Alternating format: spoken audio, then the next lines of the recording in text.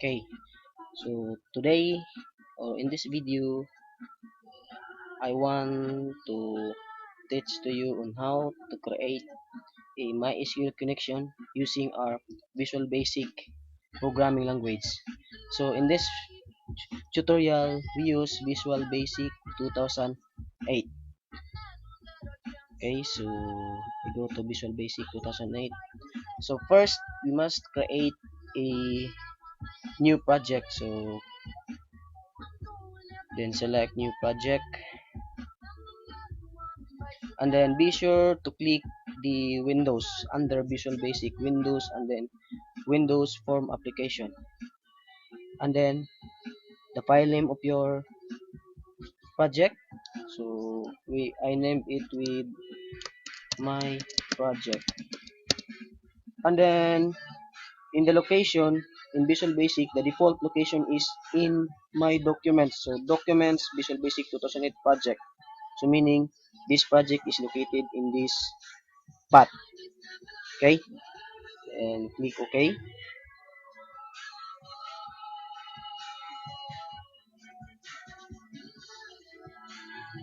Okay, so this is our first form. So first form created by our or auto created with our project. So our next target here is to create a connection between MySQL and this Visual Basic or in our Visual Basic application. So first we need to add the reference. So the reference MySQL.data. So to add the reference, we need to go to project and then select add reference.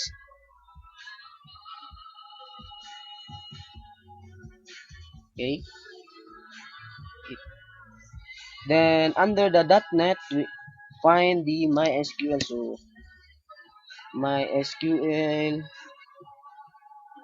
data. So here, so select MySQL data and then click OK.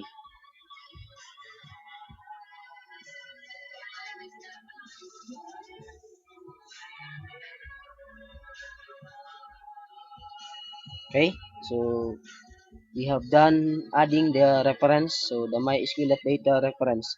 So next step is to add a new module. So this module is our MySQL connection. So meaning this module is the MySQL properties or code for connecting MySQL between or using our Visual Basic. So same with back to project and then add module. So in my module, the file name is connection. Okay. So first code we are using is the import function. So import space mysql dot data dot mysql client. Okay. So our second set of code is here. So I already copied it. So copy and paste. Okay, so I want to explain this. So it's code.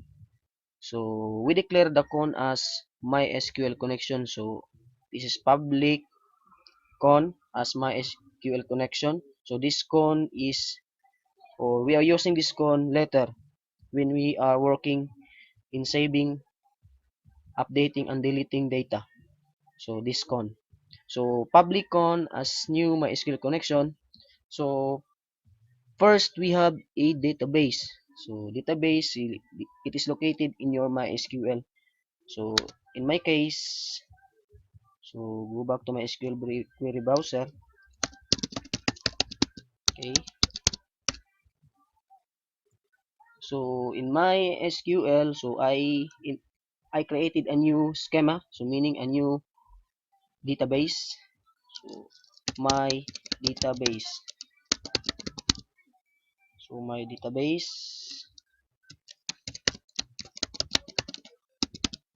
Okay.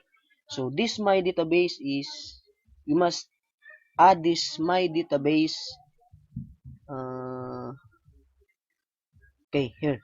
So we must add this my database into our code. So in here. So my database. Okay. Next, we have a server. So usually the default server of our MySQL is localhost. So no need to update this. So local host.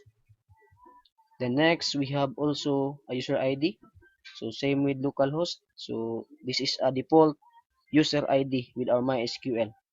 And the next we have a password.